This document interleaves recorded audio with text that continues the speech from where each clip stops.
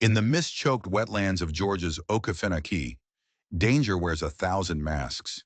It hides beneath the still black water. It coils in the tangled roots. When Ranger Eliza Cross was sent alone into the western marsh, she expected to find poachers. She never expected to find a trap laid just for her. As the mire dragged her under, every cry for help swallowed by the swamp, she thought her fate was sealed. But out of the fog rose a colossal black stallion, wild and untamed. What happened next defied every rule of nature. An encounter that would blur the line between myth and reality and change the way one woman saw both survival and trust forever. The morning haze clung to the low trees like a veil when Eliza Cross stepped out of the ranger station. At 32, she carried a silence that was older than her years. Her frame was lean, her skin browned by the Georgia sun. A few strands of chestnut hair slipped from her cap, framing gray eyes that missed nothing. She wore the standard green shirt of the Okefenokee Wildlife Reserve, sleeves rolled to her elbows, badge pinned square on her chest. A hunting knife rested at her hip, its handle smooth from use. High rubber boots, already streaked with mud, covered her calves. Before anyone else was awake, she'd already walked her first patrol. That was Eliza, always moving, always watching, while the mist still shrouded the cypress knees and the frogs sang their steady rhythm. She trusted the swamp's honesty. It never hid its threats. Alligators, cottonmouths, the sucking mud that could swallow a boot hole. The Okefenokee was dangerous, but it was fair. It was people she didn't trust. Not since the fire. 6 years earlier, in the Big Bend forest, a lightning strike turned into an inferno. Shifting winds had turned the blaze into a trap. Her wildland firefighting crew was deployed on the wrong slope when the fire jumped. Radios crackled with contradictory orders. Chaos. When the smoke cleared, most of her unit was gone. Eliza was one of the few who stumbled out. Lungs raw, half deaf from the roar. Survival didn't feel like a victory. It felt like theft. So she left. She took a job where she could be alone. The swamp became her retreat. Its silence was better than the memory of screams. Her colleagues respected her, but they kept their distance. Eliza didn't do small talk. She didn't do barbecues. Trust was a currency she no longer carried. But out here, among the cypress shadows, she could breathe. It was on one of these early patrols that her supervisor, Martin Hale, caught up to her. Hale was in his late 50s, silver-haired, his uniform always pressed. He had the kind of easy smile that put the younger rangers at ease. "Another sunrise patrol, Eliza," he said, his voice mild. "You never sleep in, do you?" "I prefer the quiet hours," she answered, not breaking stride.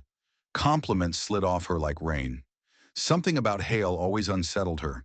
His eyes, for all their warmth, had a way of sliding away a moment too soon. His interest felt less like curiosity and more like measurement, like a hidden pocket knife in a velvet glove. Nothing she could prove. Just an instinct born from surviving fire lines and betrayal. When they parted, Hale clapped her shoulder. "Keep your eyes open out there. The swamp hides more than gators." His smile didn't reach his eyes. Eliza continued deeper into the Okefenokee, the mist curling around her like smoke. She was heading for the northern edge of the swamp, where the trail narrowed. The air was heavy, still, too still. Her instincts screamed. Something was wrong. A faint metallic glint caught her eye. She crouched low, brushing away a carpet of damp leaves. A steel trap. Rust crusted its edges, but the mechanism was oiled, primed, ready to snap shut. It was placed right on the path. Whoever set it knew exactly what they were doing. Her jaw tightened. Steel traps were illegal. Brutal. She pulled on heavy gloves, carefully disarming the device. The iron teeth clanged shut with a sickening violence. Nearby, a scatter of white feathers, streaked with red. The blood was fresh. Then she saw them. Footprints. Heavy boot prints pressed deep into the mud, alongside smaller, narrower ones. 2, maybe 3 people. This wasn't some lone poacher. This was organized. She pulled out her notebook, sketching the prints, snapping photos. Each click of the shutter echoed in the unnatural quiet. The last time she'd felt this specific dread was on the fire line. She'd ignored a sudden shift in the wind. Minutes later, the blaze had swallowed her unit. She wouldn't make that mistake again. She carried the trap straight to the duty desk at the ranger station. "Found this on the North Trail," she said flatly. The young ranger on watch recoiled. "God, steel traps? That's a felony." Eliza laid out her notebook, the sketches, the photos. "Blood traces, multiple prints. They know our patrol routes." The door to the side office creaked open. Supervisor Martin Hale stepped out, his expression calm. Too calm. "What's all this?" he asked, though he'd clearly heard everything. "Evidence of poachers, sir," Eliza said. "Trap was active." Hale leaned over the desk, peering at the steel teeth like a museum curiosity. "Unfortunate," he murmured, "but not unexpected." He met Eliza's gaze, his eyes soft in that way that never felt real. "I've heard rumors, whispers of a group hiding out in the western marsh." Eliza's brow furrowed. "The West? That's dense country. Hard to move without leaving signs." "Exactly why we need confirmation," Hale replied smoothly. "I'd like you to check it out, quietly." He paused. "Go alone." The words hung in the air like smoke. "Alone?" she repeated. "Sir, regulations require a two-person team for off-trail investigation, especially with armed poachers." Hale held up a hand. "I understand the protocol, Eliza, but a squad will just scare them off. You know the land better than anyone. Discretion is our ally." His voice was gentle, persuasive, but underneath it was steel. Something was wrong. He was pushing too hard. Her fireline instinct screamed caution. "It's reckless," she said softly. "If something goes wrong, we'll send backup," Hale cut in. "Think of it as an opportunity, Eliza. A chance to prove you're indispensable." There it was, the lure wrapped in kindness. The room was silent. The other rangers watched, their faces tense. If she refused, she was timid. If she agreed, she risked her life. After a long pause, she gave a single curt nod. "All right," she said, unease coiling in her gut. "I'll go." "Excellent," Hale replied, his smile smooth as glass. "Leave within the hour." He turned and walked back into his office, leaving the trap on the desk like a piece of scrap metal. But it wasn't scrap metal. It was a warning, and she had a sickening feeling she was walking right into another one. The western swamp closed around her like a fist. Trees arched overhead, their branches so thick the light was a dim, greenish haze. The air was heavy, wet, crawling into her lungs. She pushed deeper, marking her path with chalk on the cypress trunks. Breadcrumbs in a forest of shadows. The ground squelched under her boots. Every step was a gamble. Silence was never absolute here. Frogs croaked, insects hummed, but there was another sound beneath it all, a pressure against her nerves. Her radio crackled, a burst of jagged static. "Station, this is Cross," she whispered. "Do you copy?" Only static answered. The swamp swallowed her words. A sudden gust of wind slid through the trees. Too sharp, too abrupt. The mist rippled. Eliza froze. Beneath the frog chorus, another sound. Footsteps. Heavy, deliberate. They stopped when she stopped. Her throat tightened. Her hand went to the pistol at her hip. She drew it slowly. The cold steel a small comfort. She knew she wasn't alone. She pressed her back against a cypress, listening. The footsteps resumed. Faint, but there. She was being hunted. The first shot split the swamp open.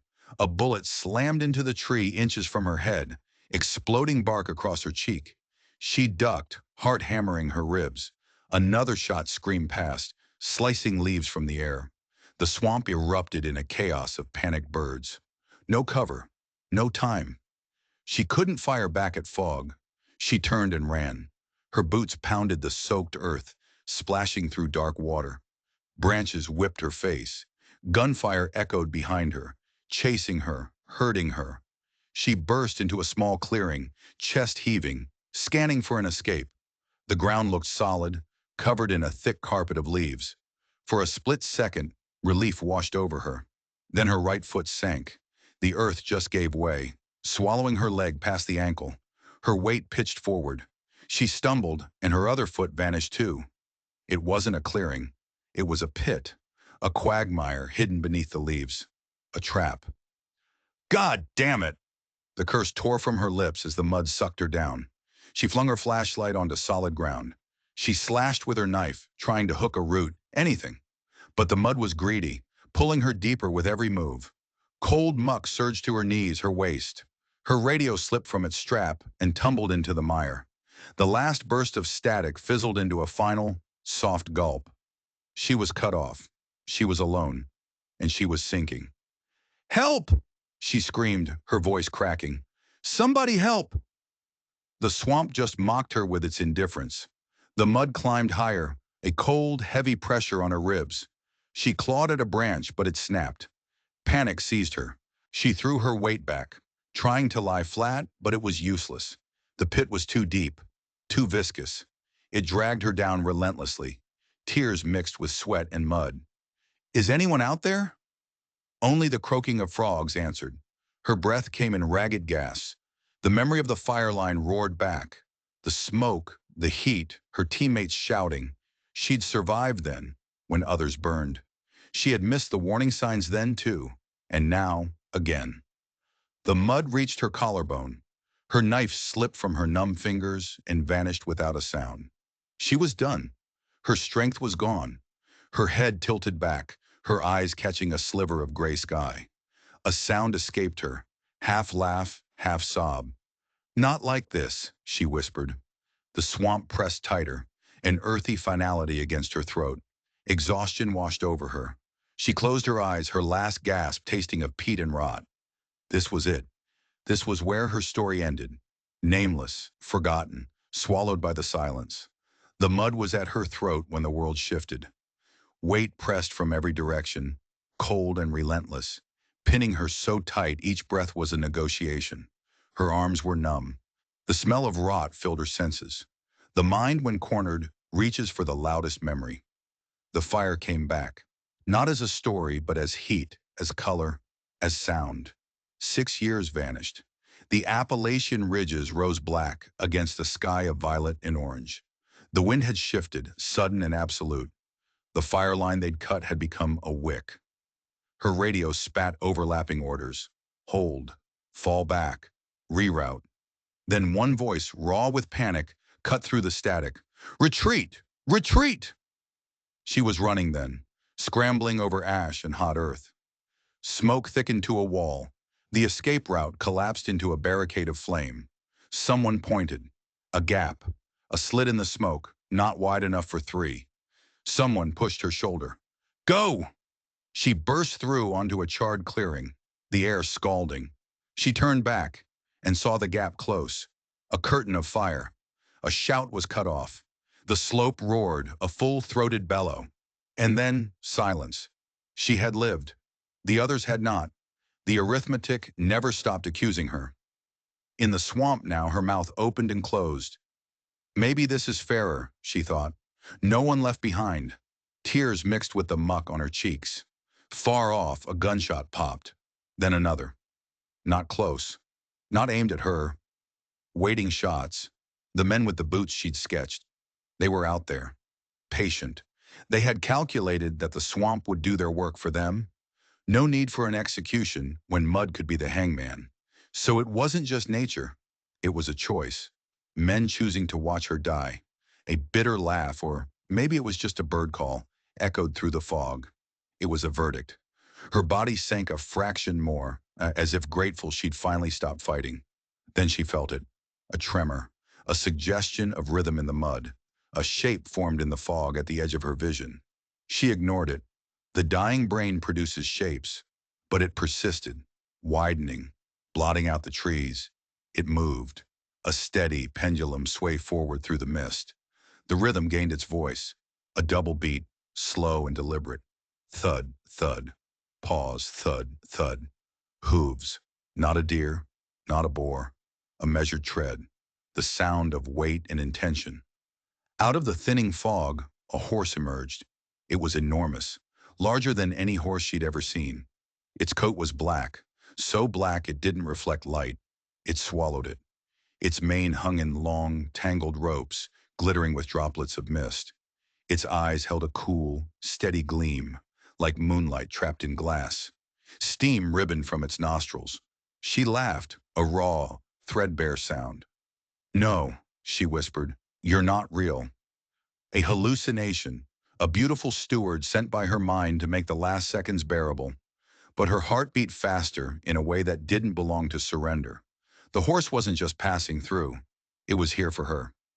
It stopped at the edge of the bog, testing the ground with one hoof, then the other. It was not moving with ignorance. It was moving with calculation. Don't come here, she managed, her voice a shredded whisper. You'll go under too. The horse halted a few paces away.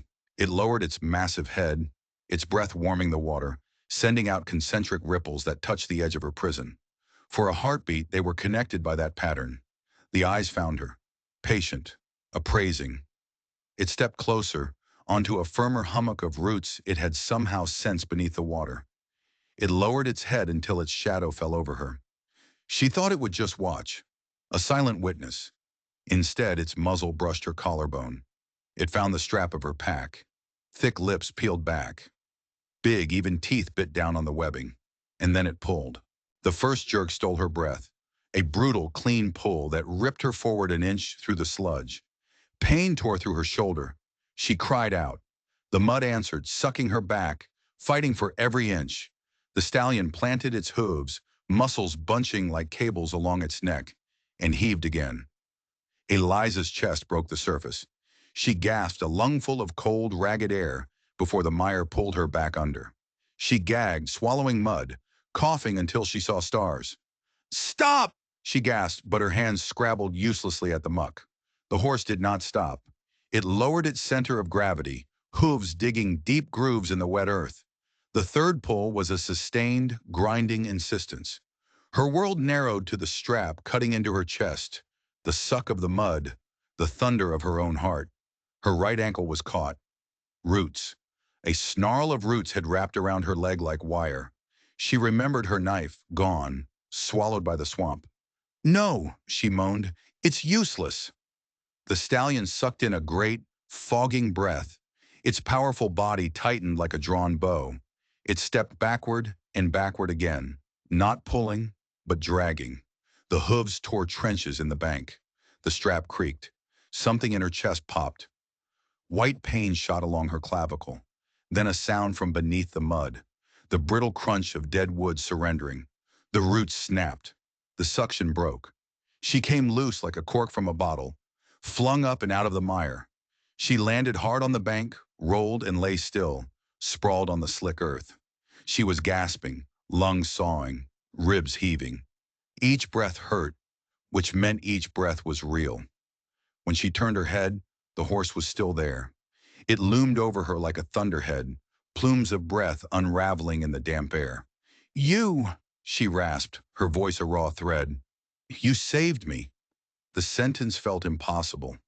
Wild horses don't do that. She pushed herself into a sitting position, mud sloughing off her like a second skin. The horse just stood there, enormous and contained, as if the act of not leaving was a promise. Its eyes held her. Something in that steady gaze opened a door inside her that had been bolted shut since the fire. Thank you, she whispered. And because the world needed a name to make it real, she added, nocturne. Night music. Darkness shaped into sound. The stallion blinked once, slow as a tide. A silent thread tightened between them. Then the distant thrum of engines broke the spell. Help! She tried, but her voice was too small. Nocturne's head lifted, ears pricking. He looked past her, toward the sound, then back at her, as if to confirm she was still breathing. Then, light as a shadow, he stepped back from the edge. He melted into the mist, leaving only hoof prints, deep furrows in the mud, and a life he'd pulled back from the brink. Minutes later, 2 rangers found her, their UTV cutting a messy path through the leaves. She's alive! One of them yelled. Eliza could only manage a raw, incredulous laugh. They wrapped her in a blanket. The first thing she said through chattering teeth was, a horse! A black horse! One of the rangers glanced at the other. Shock has its own logic. We've got you, he said gently. Save the story for the station. As they drove away, she looked back. The mist had closed over the clearing like a curtain, but she knew what she had seen, and she knew with a certainty that chilled her more than the swamp ever could. that her ordeal was far from over. Back at the station, the world narrowed to hot water, clean clothes, and the hum of fluorescent lights. Sheriff Daniel Moore arrived while a nurse was taping gauze over the angry welt on her shoulder. He was in his early 40s, iron gray at the temples, with a presence that filled the room without being loud. "Eliza," he said, his voice calm. "I'm Sheriff Moore. I'm glad you're breathing." He pulled a chair close. "I need to ask a few things." She nodded, her mouth dry. "Who ordered you out there alone?" She looked at her hands, finally clean. "Supervisor Hale. He said there were rumors about poachers in the Western Marsh. He wanted confirmation. Told me to go alone." Moore's brow tightened. "Is there a record of that assignment? An entry in the log?" "There should be," she said. "I reported the trap. I argued policy. He persuaded." Moore repeated the word, persuaded, as if testing its weight. They went to the duty desk. The watch ranger produced the spiral-bound logbook. Moore flipped to the day's page. There it was. Solo Recon, West Marsh. E-Cross. Authorized M. Hale. Time 0730. Moore's finger rested on the signature. "You've seen his signature 100 times?" "Hundreds," she confirmed. "He asked for the last month of sign-offs. He spread them across the desk, holding today's entry next to an older one. Different slant," he said quietly. "Different pressure on the downstrokes. See how he closes the loop on the H? On today's, the loop is open." He didn't have to say the word forgery. A cold that had nothing to do with the swamp seeped into Eliza's bones. Moore checked the radio ledger. The slot for her transmission was a smear of static codes. The technician's note read, "Interference. Anomalous. Consistent with jamming." The facts arranged themselves in a brutal, simple geometry. A faked authorization, a jammed radio. Gunfire meant to herd her, not kill her, and a hidden pit of quicksand waiting at the end of the chase. It was a setup, a perfectly executed trap. "Someone falsified the order," Moore said, his voice flat, "and someone coordinated with the poachers to send you into a blind. Supervisor Hale is the common denominator."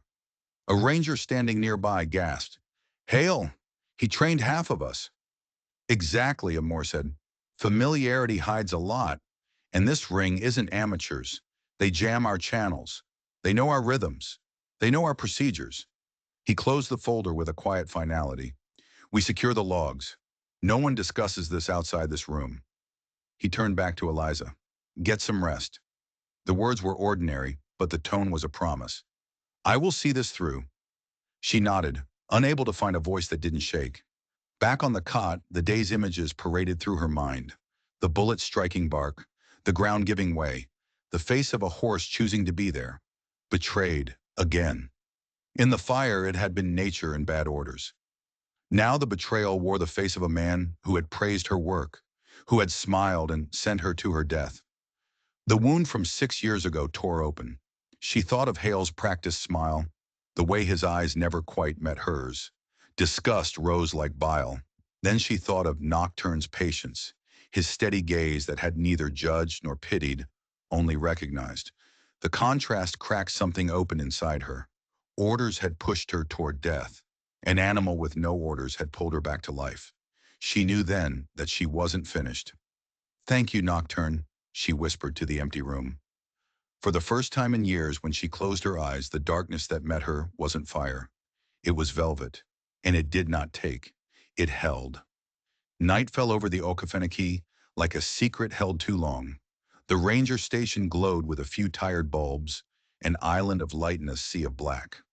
Eliza lay on the infirmary cot, the gauze on her shoulder a tight, biting reminder. Every time she closed her eyes, she saw a black shape moving through the fog. She heard the sheriff's low voice down the hall as he prepped his report. He was waiting for morning. 6 hours. But the night had other plans. "They won't let it sit," she said when Moore stepped in. "Hale knows we're pulling the thread." Moore nodded, his hand resting on the butt of his sidearm. "I know. We're ready." But they weren't.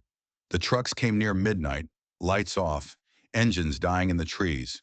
Doors opened with soft, purposeful clicks. Men uncoiled into the dark, lean silhouettes, shouldering rifles. The first man reached the utility box at the edge of the compound. He pressed his cheek to the metal, then cut the feed. Darkness dropped like a guillotine. The station's emergency strips flickered to life, casting an anemic, skeletal glow. The first volley of gunfire stitched through the front windows, tearing the wood to shreds.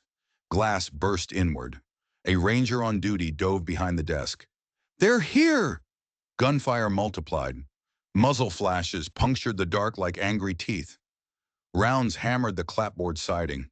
The station, built to withstand storms, shuddered under the grammar of war. Eliza was on her feet in an instant, her own pistol in her hand. Her shoulder screamed, but she ignored it. She slid into the hallway. Sheriff Moore was already there, his jaw set.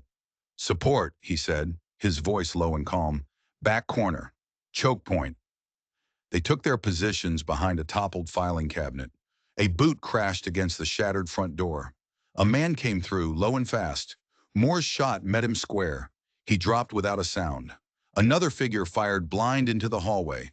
Eliza squeezed off 2 rounds. The man hissed and ducked back out. The fight settled into a grim rhythm. Smoke thickened, smelling of spent powder and splintered pine. "Reload," Moore said. Between volleys, he tried the radio.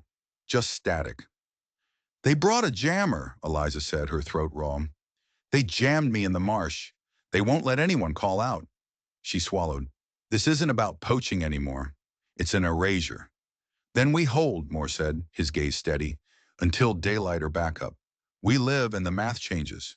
The pounding started at the back door. They were surrounded.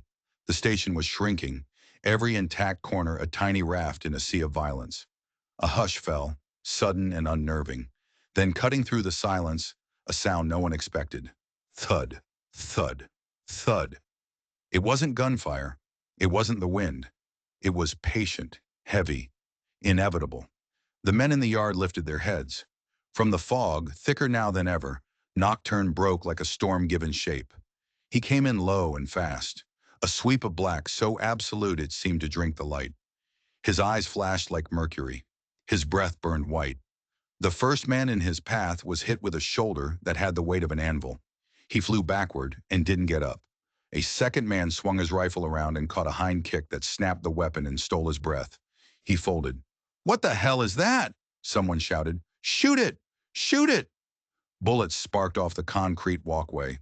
Nocturne twisted with impossible grace, a dancer in a storm of lead. He drove forward, spun, broke their lines, turning their attack into chaos. Eliza saw him through a jagged hole in the window, the dark arch of his neck, the power in his chest.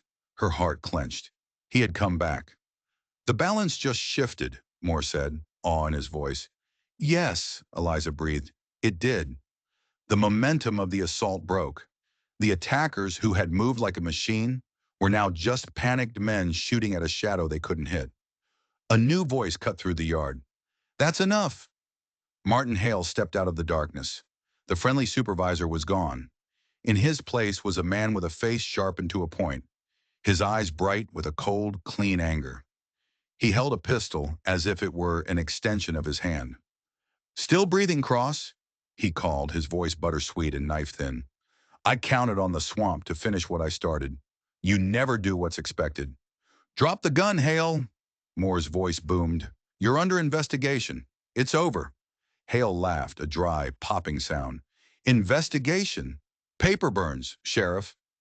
He half turned, the pistol drifting until it pointed toward the hallway where Eliza crouched. "You were a problem on the fire line, Cross. Too lucky. Still are.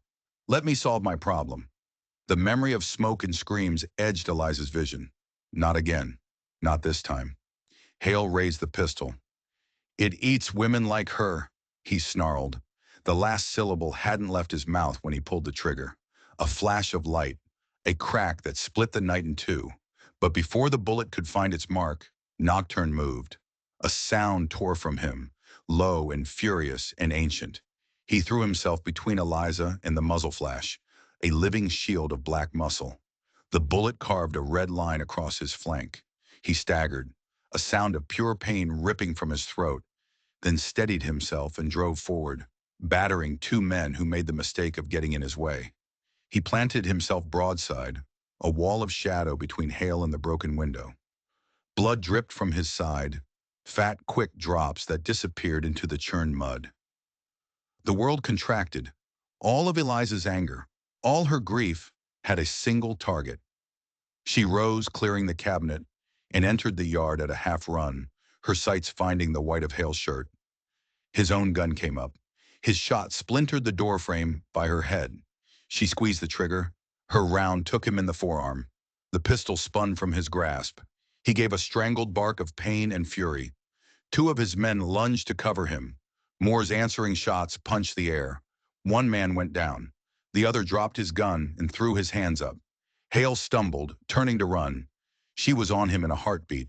The muzzle of her pistol met his breastbone. "You wanted me dead in the mud," she said, her voice quiet, heavier than any shout. "But tonight, you sink." Before he could answer, Moore was there, twisting Hale's arm behind him, snapping steel cuffs around his wrists. "Supervisor Martin Hale," the sheriff said, his tone flat with procedure, "you are under arrest." Hale strained against the cuffs and spat. "You can't fix what's broken." In the yard, the fight went out like a dying breath. Rifles were dropped. Hands went up. The first wail of a distant siren cut through the fog. The station smelled of cordite and blood. Eliza stood in the churned dirt and looked at Nocturne. He stood square, his sides heaving, head held high. The wound on his flank was an ugly, vivid brushstroke. She went to him, slow, her hands open. Her world had narrowed to this single, impossible creature that had crossed the night to stand between her and a bullet. "You saved me," she whispered, the words no longer feeling ridiculous, but like a map. Again. He blew a soft, shaky breath that smelled of swamp and iron. He lowered his head an inch. She placed her palm against the uninjured side of his neck and felt the thunder of his life, fast, fierce, and uncompromising. And in the gray, uncertain light of dawn, she knew that nothing would ever be the same. Dawn arrived gray and unsure, as if the night had taken too much. The ranger station wore its wounds openly, pox siding, plywood bandaged windows. They brought Nocturne to a small veterinary clinic on the county road. Dr. May Whitaker met them, her face calm and competent. Under the bright lights, the wound was a long, angry groove. The bullet had kissed the flesh and passed on. "Lucky," the vet murmured. "Another inch, and we'd be telling a different story." They shaved the black coat away. The sutures drew the skin together, a neat zipper line of black thread. Eliza sat on a low stool, her hands finally still. "Thank you," she said to the vet, to the horse, to the morning that hadn't taken more. "He did the hard part," Whitaker replied, nodding toward Nocturne. "He's strong. He'll heal." Eliza placed a hand on the stallion's warm neck, feeling the steady drumbeat of his life. "You saved me twice," she whispered. "I owe you the rest of mine." Nocturne flicked an ear in her direction. By midday, the story had outrun the county. "Black Stallion saves Ranger from swamp and poachers." The headlines bloomed. Skeptics called it coincidence, a spooked horse, human projection, but they couldn't explain the teeth marks pressed deep into a torn packstrap. The town left flowers and coolers of food at the station's gate. Eliza endured the attention. She gave one brief statement, crediting her colleagues and the sheriff. About Nocturne, she would only say, "He made a choice." Hale was transferred to a secure facility, his charges a long list of betrayals, conspiracy, attempted murder, wildlife trafficking. The U.S. Attorney's Office took over. The investigation was just beginning. A week later, a voice on the phone from Atlanta offered her a promotion, a desk job, safety. "You've been through enough," the voice said. Eliza looked out at the patched-up station, at the ribbon of fog curling along the ditch. "I'm grateful," she said, "but my work is here. I belong where I can listen." She hung up, an idea taking root, an idea that no longer sounded crazy. She rolled a map across the briefing room table. A handful of rangers and Sheriff Moore watched her. "I want to propose something," she said. "Let's call it the Sentinel Program." She outlined it. Identify the wild horses at the preserve's margins. Learn their patterns. Never break them. Never brand them. A partnership, not a tool, but a conversation with a creature that had already proven its intent. "Their senses are better than ours," she said. "If we show up without asking to take, they might choose to stay." A younger ranger was skeptical. You can't run patrols on wishes. We don't turn them into tools, Eliza countered. We let them be what they are. We change our idea of readiness to include the possibility that help arrives on four legs and leaves when it wants. Sheriff Moore, leaning against the wall, spoke for the first time. Law and steel only get us so far. If the swamp is going to be guarded, it has to be guarded with the swamp, not against it. The idea, wild and new, had been invited inside. A conservation nonprofit offered to fund a pilot program. A university researcher sent her papers on feral horse social structures. The story was changing. When Nocturne was healed, the scar a thin black thread across his flank, they brought him back. Eliza opened the gate to his temporary pen. The fog was heavy that morning, erasing the world. "You're free," she said. "I won't ask you to stay." He stood for a long moment, then stepped past her and walked into the white until the mist swallowed him completely. Work filled the space he left. Reports, repairs, meetings. 3 days later, just before sunrise, she heard it. Thud, thud, thud. She stepped onto the porch. From the fog, a shape emerged. Nocturne stood at the foot of the steps, large as a question, dark as a promise. He stamped once, a punctuation mark on the quiet morning. Eliza's laugh cracked and mended in the same breath. "You never left," she said. She came down the steps, her hands open. "You can go when you want. You can stay when you choose. Either way, we'll watch." He lowered his head just enough for her to touch the soft spot beneath his forelock. "Come on then," she said. She swung onto his bare back, her body remembering the movement. He stood until she found her balance, then turned, guided by her breath alone. They went out into the white, with no fanfare and every intention. From the porch, Sheriff Moore watched them go, a hint of a smile on his face. He went back inside to finish the paperwork that makes legends safe for bureaucrats. Out in the gray, Eliza felt the stallion's power beneath her, a silent communication running up his spine and into her bones. The swamp didn't need a name for what they were. Sentinel would do for the humans. The truth was simpler. Two survivors choosing again and again to stand where the map turned vague. "Let's see what needs watching," Eliza said. Nocturne's ears ticked once, and together they disappeared into a day that would always, in this place, begin with mist. The years passed, counted not in calendars, but in the rising and falling of fog. 15 years since the night the station burned. The Okefenokee endured.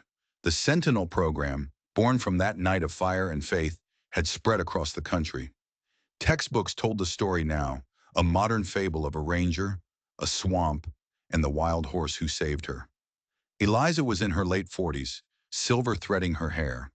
The sharpness in her gaze had softened, but not the depth. They offered her promotions, desks in Atlanta. She always declined. Her life was here. Nocturne was older too, gray around the muzzle, his stride a little slower. He would vanish for weeks at a time, then reappear at the edge of the fog, a steady, silent pulse. One morning, Eliza walked the boardwalk with a young trainee, Lily, a girl barely 18, raised on the legend but untouched by the swamp's hard truths. "Is it true?" the girl finally asked. "Did a horse really save you?" Eliza smiled. "Listen to the fog," she said. "It tells you what's real." As if on cue, the fog thickened, and out of it came the sound. Deep, steady hoofbeats, thud, thud, thud. From the gray veil stepped Nocturne, older but vast, impossible, a living myth. Lily gasped, her hand flying to her mouth. "It's real," she whispered. Eliza laid a hand on the horse's neck. She looked back at the girl, her voice low and certain. "Legends only begin when someone is here to see them. Now it's your turn." She swung onto Nocturne's back with the ease of long habit. The girl followed, her steps hesitant but determined. Horse, woman, and apprentice moved forward, swallowed one step at a time by the white mystery of the Okefenokee, until nothing remained but the sound of hoofbeats fading into the heart of the swamp. Thank you for staying with us until the end of the story. We'd love to hear from you. Share your thoughts in the comments below and let us know your favorite part. If you enjoyed the journey, don't forget to like, share, and subscribe to our channel for more captivating stories like this one. And don't miss out. Hit the notification bell so you're always updated on our latest content. Your support truly means the world to us.